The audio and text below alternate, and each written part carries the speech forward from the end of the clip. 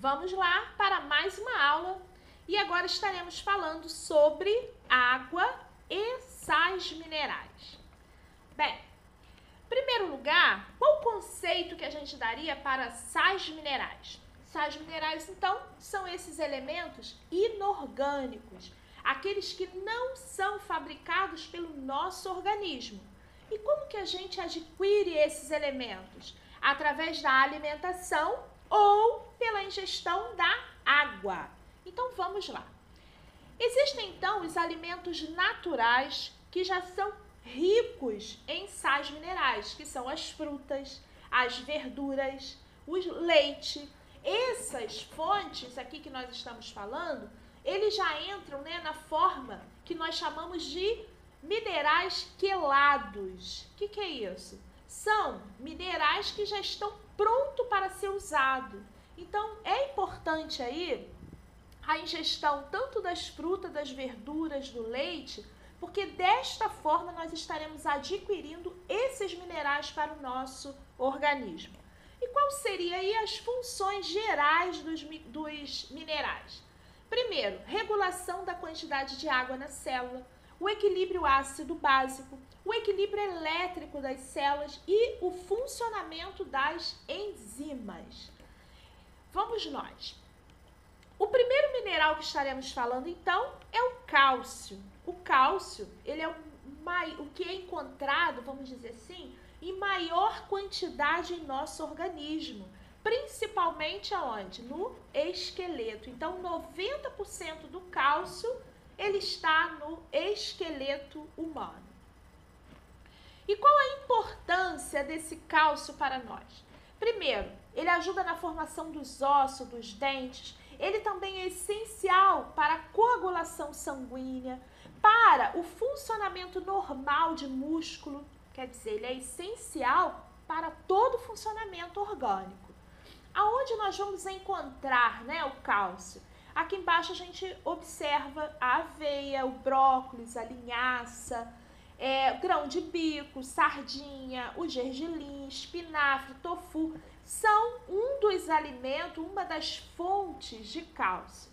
E aí é importante a gente lembrar que a deficiência de cálcio no organismo, ela pode causar o raquitismo, né, no caso da criança, durante a infância, no caso do idoso, a osteoporose. Ele vai ajudar na coagulação sanguínea. Então, a deficiência, ele vai causar dificuldades na coagulação sanguínea e também pode ocorrer esse entorpecimento dos membros, que significa uma dormência nos membros e contrações musculares. Muito bem. O segundo mineral que estaremos falando, então, é o fósforo.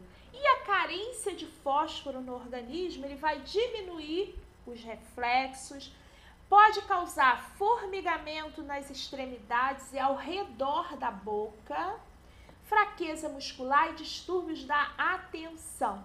As principais fontes, então, de fósforo: carne, aves, peixes, castanhas, né, as castanhas em geral, os cereais, o leite e derivados, ovos. Então, principais fontes de fósforo.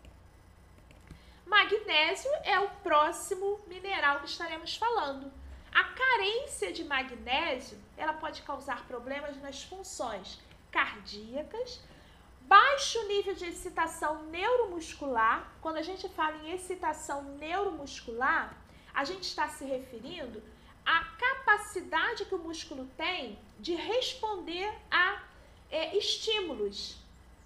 Então, o baixo nível dessa excitação, ele faz com que, no caso, o magnésio, a ausência do magnésio, ele vai diminuir essa velocidade com que o músculo ele responde a um determinado estímulo. Afeta o crescimento e a proliferação, quase não sai, celular. Muito bem. Onde nós encontramos magnésio? Nesses alimentos aqui: abacate, banana, hortelã, que a gente está observando aqui, alguns cereais. Então, é importante também a ingestão desses alimentos. Outro mineral importante é o potássio. A carência de potássio no organismo vai causar fadiga, principalmente fadiga muscular, a cãibra, constipação intestinal, dores abdominais. E potássio a gente encontra aí no tomate, no abacate, na batata, na banana. Então é importante aí a ingestão do potássio a inserção do potássio na nossa alimentação diária. Muito bem. Sódio. O sódio, né, o sal que nós conhecemos, ele tem uma participação importante na absorção de aminoácidos, de glicose, de água. Agora, ele é importante também como regulador da pressão arterial. Então, o sódio é o que dá um pouquinho aí de atenção pra gente, precisa, né, dessa atenção aí, porque o uso indiscriminado do sal, do sódio, ele pode fazer com que a pressão arterial ela aumente, absorve mais água no organismo, então fica mais água circulante, aumenta o volume sanguíneo, força mais, e aí precisa de aumentar, no caso, a pressão arterial para poder manter aquilo tudo funcionando. Então, sódio e pressão arterial, a gente tem que ter aí uma cautela. Quais alimentos aí a gente encontra o sódio? O sódio nós encontramos em quase que todos os alimentos, né? Até no biscoito doce nós encontramos o sódio. Então, biscoito recheado. Às vezes a gente acha, não é salgado. Não é salgado, mas tem o sódio lá numa alta quantidade. Então, é importante. Só para a gente ter uma ideia aqui, uma salsicha, ela tem 46 gramas de sódio. Ok? Enquanto uma cenoura, ela tem 0,021 grama. Então, a gente observa aqui que esses alimentos, quando a gente ouve muito falar em alimentos embutidos, né, que é a salsicha, a linguiça, esses alimentos, eles têm um alto teor de sódio. E isso daqui, uma ingesta muito elevada, ela acaba trazendo complicações para o funcionamento orgânico. Molho de tomate, presunto, batata chips, ó, um pacote tem 1,3 gramas. Então, a gente precisa aí de ter uma atenção especial com a ingestão do sódio na nossa dieta. Muito bem. A carência de sódio, né? Quando que o indivíduo vai ter uma carência de sal, né, de sódio? A gente vai observar isso daqui apenas em dietas que são totalmente restritas de sal, ok? Aonde a dieta tem que ser feita sem adicionar sal nenhum. Aí sim, o paciente ele pode apresentar uma carência de sódio. O restante é uma dieta balanceada, uma dieta normal, dificilmente o paciente, o indivíduo vai apresentar aí uma carência desse mineral. Então, fadiga, dores de cabeça, cãibras e vômitos, esses são aí os sintomas da carência de sódio. Outro mineral que eu trouxe pra gente pensar um pouquinho, conversar, é o iodo. O iodo, ele é importante pra gente porque ele participa na formação dos hormônios T3 e T4, que são hormônios da tireoide. Esses hormônios, eles agem no metabolismo das células do nosso organismo. Então, o iodo, T3 e T4, ele é importante por este motivo. Iodo, onde a gente encontra, né? Vamos encontrar, então, sal.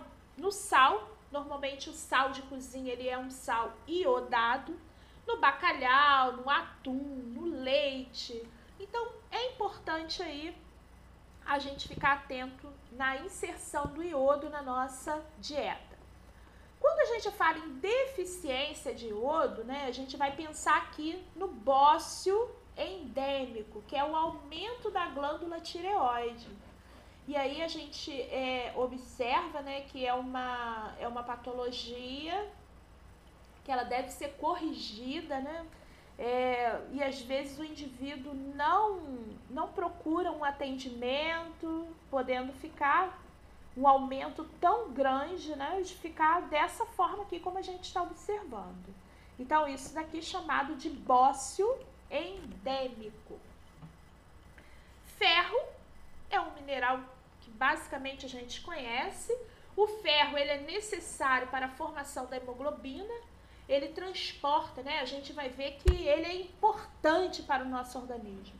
E aí, a ausência, a deficiência de ferro vai causar anemia, que nós conhecemos como anemia ferropriva. Então, as carnes vermelhas, ostras, lentilhas, né, as leguminosas em geral são ricas em ferro. Então, é importante aí o ferro. E aí, a gente observa aqui, ó, que a carência do ferro, como eu já falei, vai causar o que chamamos de anemia ferropriva. Muito bem. Aqui, só para a gente ver, nessa imagem aqui, a gente observa uma mucosa ocular hipocorada, né? A gente fala que a mucosa está hipocorada, quer dizer, com uma coloração diminuída. Isso daí são os sintomas básicos, além da fraqueza, né, da anemia, né, a fraqueza, o desânimo. Bem, o cobre, nós já estamos terminando. O cobre, quando falamos em cobre, né, vamos pensar aqui que ele também é um mineral que quase a gente não fala, né, mas é um mineral que também compõe ali, deve compor a nossa dieta. Ele participa na formação do sangue, dos ossos, na liberação de energia dos alimentos, na produção da melanina. A melanina é aquela substância que dá coloração, né, à pele. Fontes alimentares, nós vamos ter aí os frutos do mar, os cereais integrais, o curry, o fígado, o germe de trigo, são um dos alimentos ricos em cobre. E, finalmente, chegamos aqui na água. Vamos falar um pouquinho da água. A água, então, ela é o que compõe 75% só do cérebro, né? Então, vamos pensar aí qual a importância, né? A importância tão grande da água no nosso organismo. Nós precisamos de água para todo o funcionamento corporal. Então, é importante nós ingerirmos a quantidade necessária de água. Porque quando deixamos de ingerir a quantidade necessária de água para o nosso organismo pode entrar em desidratação. E aí nós vamos pensar aqui um pouquinho quais são os sinais, os sintomas de uma desidratação. Além da sede, daquela pele avermelhada, da fadiga, da cãibra, da apatia, né? A boca e o lábio ficar ressecado, urina concentrada com aquela coloração escura, aquela sensação de cansaço, desânimo. Além desses sintomas básicos que nós conhecemos, nós vamos incluir alguns. Por exemplo, a gente observa aqui a língua, né, bem ressecada, a boca. Observe esse detalhe aqui que é importante, a turgência da pele. Então, quando a gente se depara com um indivíduo desidratado, se a gente fizer esse teste aqui com a prega cutânea, nós vamos observar que ela continua. Isso é um dos sinais de desidratação, principalmente em idosos, né, em pessoas que estão com uma deficiência muito grande de água. Eles começam a apresentar aí essa perda da turgência da pele. Uma outra observação que é importante a gente ver é a depressão da fontanela em recém-nascidos. Então, recém-nascidos desidratados, eles vão apresentar um afundamento da fontanela, além do hálito, né, aquele hálito concentrado. Então, sinais e sintomas característicos quando a gente olha uma criança desidratada: os olhos fundos, ressecados, a boca seca, né? Aquele olhar triste que a gente já vê que aquela criança ela não está bem. E o sinal da prega cutânea positiva. Então, sinal de prega cutânea positiva significa desidratação, ok? Coloquei aqui na última aulinha uma receita de soro caseiro, que é um copo de água filtrada fervida, uma colher de chá rasa de açúcar refinado e meia colher de café, aquela bem pequenininha de sal também.